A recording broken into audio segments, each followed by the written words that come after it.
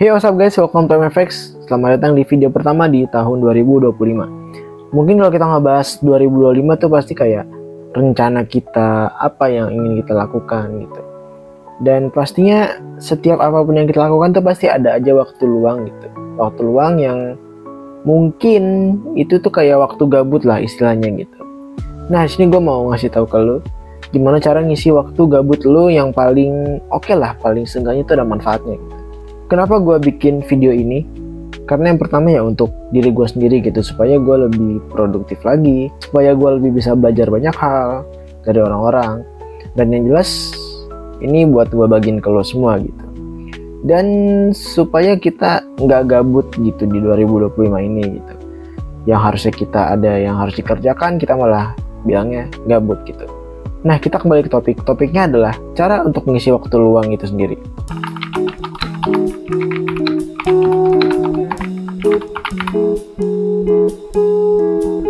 Yang pertama, learn what you like. Jadi kayak pelajari apa yang lo suka. Contohnya gue orang yang suka di bidang video editing dan videografi.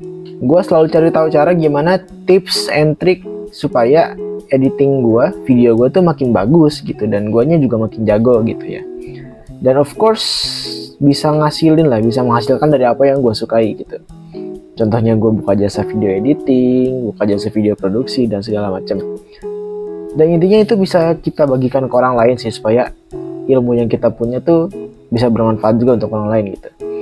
Setelah itu kita masuk ke hal yang kedua, yaitu pelajari dan pahami apa yang pernah lo pelajarin. Maksudnya gimana tuh? Jadi begini, ketika lo mempelajari sesuatu, lo akan belajar tentang ilmu. Ketika lo lupa dengan ilmu ini, maka lo harus cari tahu caranya gimana ilmu yang lo punya ini kembali lagi gitu. Nah, caranya adalah dengan pelajari dan pahami lebih dalam tentang apa yang pernah lo pelajari.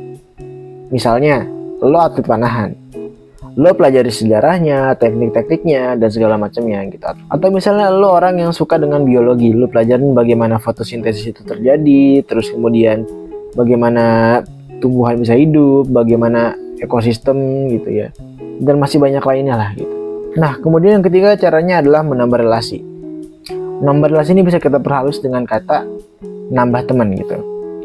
Dari kenalan dengan teman, dengan strangers atau orang lain yang mungkin kita nggak kenal gitu, coba lo ajak kenalan gitu. Sambil berjalannya perkenalan itu lo bisa basa-basi gitu, sambil tanya-tanya tentang pengalaman yang pernah mereka alami gitu, atau yang mereka rasakan. Karena menurut gue setiap orang punya latar belakang dan cerita yang unik pada diri mereka masing-masing. Dan yang terakhir adalah buka jasa, jualan, dan sebagainya gitu. Gue gak jarang nemu teman-teman sekolahan atau anak kuliah gitu ya, yang mereka membuka jasa maupun berjualan produk yang mereka punya gitu di sela-sela waktu mereka belajar. Apalagi dengan perkembangan teknologi, mereka bisa masang di status, di SG, di story gitu.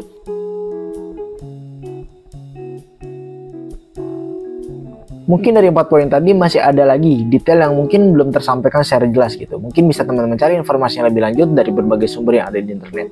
Semoga sehat selalu buat lo semua. See you next video and goodbye.